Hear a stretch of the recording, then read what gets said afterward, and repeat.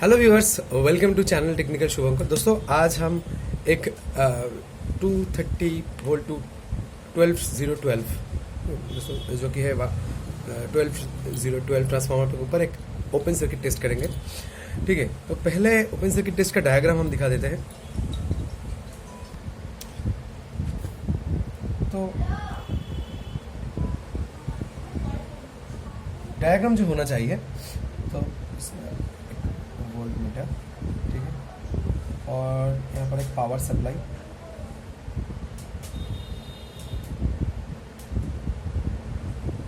AC power supply, वो भी auto transformer से।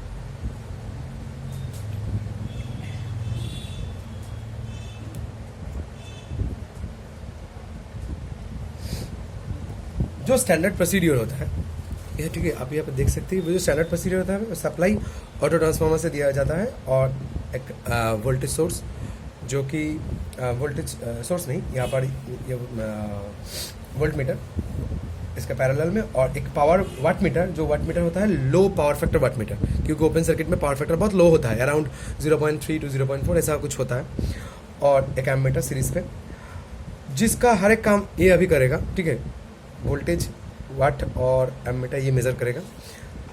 और जो स्टैंडर्ड है वो है एलवी साइड पे आप दे सकते हैं, और यहाँ पर एचवी साइड पे ले सकते हैं। ठीक है, लेकिन एज पर द थ्योरी जो जाता है, आप किसी भी साइड पे कर सकते हैं। आपका अवेलेबिलिटी ऑफ जो इंस्ट्रूमेंट्स है, अवेलेबिलिटी ऑफ सप्लाई है, उसके ऊपर डिपेंड करता है। ये एचवी पे भी आप कर सकते हैं, ये एलवी हो सकता है, ये एलवी भी हो सकता है, ये वाला भी ले सकते हैं आप, ये वाला भी ले सकते हैं, depending upon availability of supply and instrument. ठीक है, depends on supply and instruments. मेरा पास जो अभी है, इसके 230 वोल्ट का सप्लाई है, तो मेरा पास जो अवेलेबल है वो हाई वोल्टेज का सप्लाई अवेलेबल है। ठीक है, और हाई वोल्टेज का इंस्ट्रूमेंट भी अवेलेबल है, तो मैं ये एचवी साइड से कर रहा हूँ। ठीक है, अगर आप मान ले आपका पास एक ट्रांसफार्मर है 11 kV बाई 415, आपका पास अगर 11 kV का सप्लाई ना हो, तो आप 415 लो वोल्टेज पे देके 11 kV का आउटपुट ले सकते हैं। लेकिन आप किसी भी साइड से करें, एलवी साइड या एचवी साइड, किसी भी साइड पे कर सकते हैं। दोनों साइड से ही करने से आपका आयरन लॉस जो हम निकालेंगे, वो आयरन लॉस सेम आएगा। ठीक है, तो अभी कनेक्शन करते हैं। ठीक है, कनेक्शन करने के लिए मुझे, मेरा पास वायर है, और यहाँ पर देख रहे हैं आप, ये मैं पहले सप्लाई से लूँगा, सप्लाई से फेज और न्यूट्रल लूँगा। ठीक है, एक तो मैं फेज से लूँगा, एक मैं न्यूट्रल में लूँगा। ठीक है,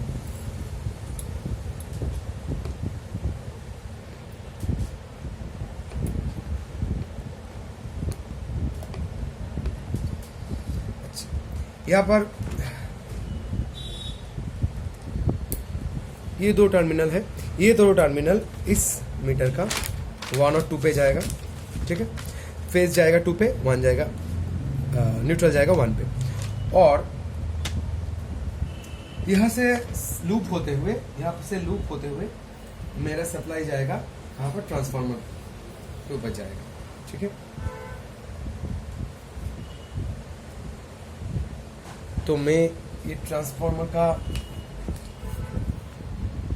दे देता हूँ फेस पे, और इसको फेज मानकर, ठीक है, ब्लू वायर है, फेज मानकर इसको हम लूपिंग करते हैं। ठीक है, इसको हम लूपिंग करते हैं, ऐसे सिटी के अंदर से देते हैं, और यहाँ से इस जो सप्लाई का जो फेज है, ठीक है, वो शॉर्ट करते हैं। अभी मीटर पे ही शॉर्ट करते हैं। ठीक है, मीटर पे शॉर्ट करते हैं, तो यहाँ पर मैंने क्या किया, सप्लाई से आया एक लाइन और लूप होते हुए जो लाइन है वही लाइन आप इस सिटी के अंदर जाते हुए इस ट्रांसफार्मर पे चले गए, ठीक है। नेक्स्ट जो है न्यूट्रल का वायर, न्यूट्रल का वायर ये है सप्लाई साइड से, ठीक है, और ये डायरेक्ट जाएगा सिटी के अंदर से नहीं जाएगा, डायरेक्ट जाएगा। डायरेक्ट कहाँ पर जाएगा, सप्लाई पे जाएगा। ये वाला तार सप्लाई से आया है और ये वाला तार जाएगा, ये वाला वायर जाएगा इस ट्रांसफार्मर के ऊपर। इस ट्रांसफार्मर के यहाँ पर जो फेज है एक, और यहाँ पर न्यूट्रल, और फेज और न्यूट्रल शॉर्ट नहीं होना चाहिए, ठीक है।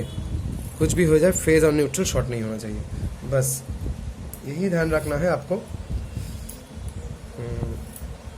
यहाँ पर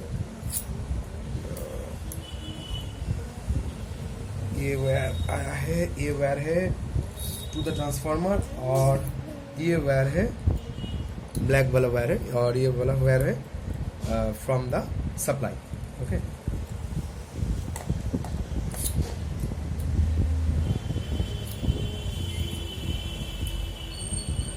सप्लाई यहाँ पर है, आप देख सकते हैं, ठीक है, ये वाला सप्लाई है ऑलरेडी। इसको हम देते हैं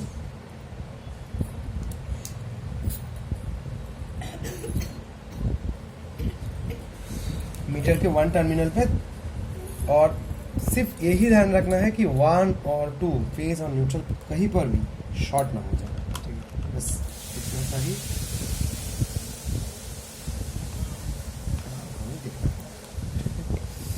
फेज और न्यूट्रल को शॉर्ट नहीं होना चाहिए, इन दोनों में गैप आ जाना चाहिए, ओके फाइन। अभी अरेंजमेंट पूरा कंप्लीट है, सप्लाई से वायर आया, ठीक है, एक बार देख लेते हैं अरेंजमेंट को। सप्लाई से वायर आया, यहाँ से वायर आया, वायर आकर यहाँ पर मीटर पे आया, मीटर से लूप होते हुए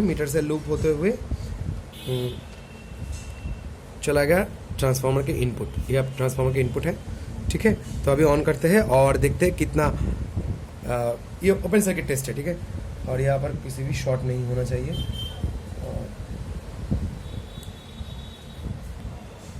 तो यहाँ पर कनेक्शन पूरा कंप्लीट हो चुका है, ठीक है। तो अभी हम पावर सप्लाई ऑन करेंगे, ठीक है, और देखेंगे कि कैसे होता है। सप्लाई मैंने ऑन किया, ठीक है। यहाँ पर आप देखिए 236.7 वोल्ट आ रहा है, ठीक है, आप देख सकते हैं 236.7 वोल्ट आ रहा है, और पावर फैक्टर जो है अप्रॉक्सीमेटली मैंने कहा था 0.3 से 0.35 आता हुआ। तो यहाँ पर जो मैं डेटा इसको लिख लेता हूँ, तो आप देख सकते हैं डेटा क्या आ रहा है।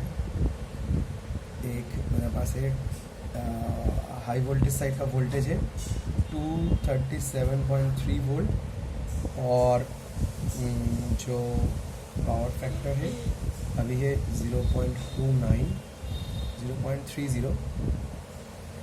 पावर फैक्टर, और एलवी साइड का वोल्टेज तो हम लेंगे, एलवी साइड का वोल्टेज हम लेंगे इस मल्टीमीटर से।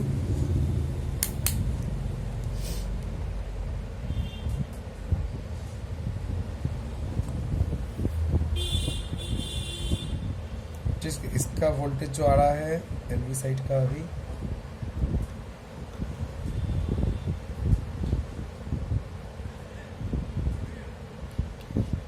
अप्रोक्सीमेट आप देख सकते हैं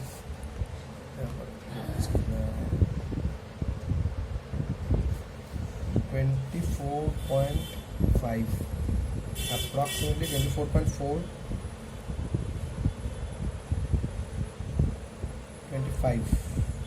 25